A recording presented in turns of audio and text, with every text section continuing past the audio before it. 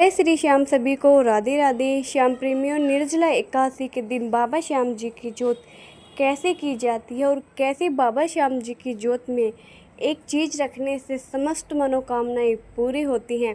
तो हाँ जी श्याम प्रेमियों, आज मैं आपको बस यही बताने वाली हूँ कि बाबा श्याम जी को निर्जला एकादशी पर कैसे हमें खुश करना है।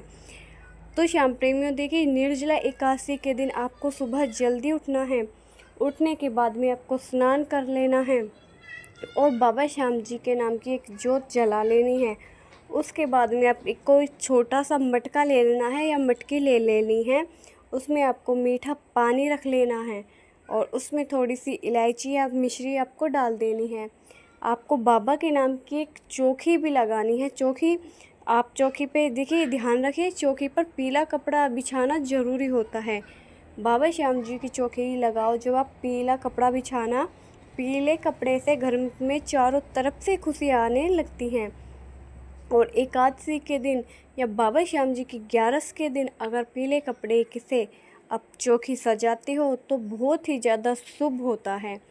चौकी सजाने के बाद में एक साइड में आपको मिट्टी का वो जो घड़ा है वो रखना है और बाबा श्याम जी की प्रतिमा और बाबा श्याम जी की जोत आपको प्रज्वलित कर लेनी है। उसके बाद में देखिए, पहले गणेश जी की आरती होती है। उसके बाद में गणेश जी का आप जयकारा भी लगा सकते हो। फिर बाबा श्याम जी की आरती और स्तुति करनी है आपको। कपड़े का याद रखना, सबसे बड़ा उपाय तो यही है कि पीला कपड़ा आपके घर में चारों तरफ से खुशियाँ लाता है। उसके बाद में आपको जोत जला लेनी है। फिर आपको 108 बार बाबा श्याम जी के नाम की माला कर लेनी है। श्याम प्रेमी, बिल्कुल सरल विधि है। जो भी आपके पास में फल हो, उस फल को आपको बाबा श्याम जी की जो चौकी लगाई है आपको वहाँ पे रख देना है। फल रखने के बाद में हाथ जोड़ना है और अपनी जो भी मनोकामना है वो बोलनी है। और आपको आंख बंद बिल्कुल भी नहीं करनी। मैं अपनी हर वीडियो में आपको बताती हूँ कि जब हम बाबा की जोत करते हैं तो आपको आंख बंद बिल्कुल भी नहीं करनी चाहिए। ठीक है, आंख बंद आपको बिल्कुल भी नहीं करनी है। बाबा की आरती करनी है, बाबा श्याम जी की स्तुति करनी है। उसके बाद में आप सारा दिन, अगर आप व्रत करते हो तो आपको सारा दिन भूखा रहना है, या आप फल ले सकते हो, जल पी सकते हो, चाय बनाकर पी सकते हो। और उसके बाद में आपको अगले दिन ही व्रत खोला जाता है। सुबह की जोत आपने कर ली, शाम की जोत कैसे करते हैं, शाम की भी आपको बाबा श्याम जी के आगे जो जोत है वो जलानी है।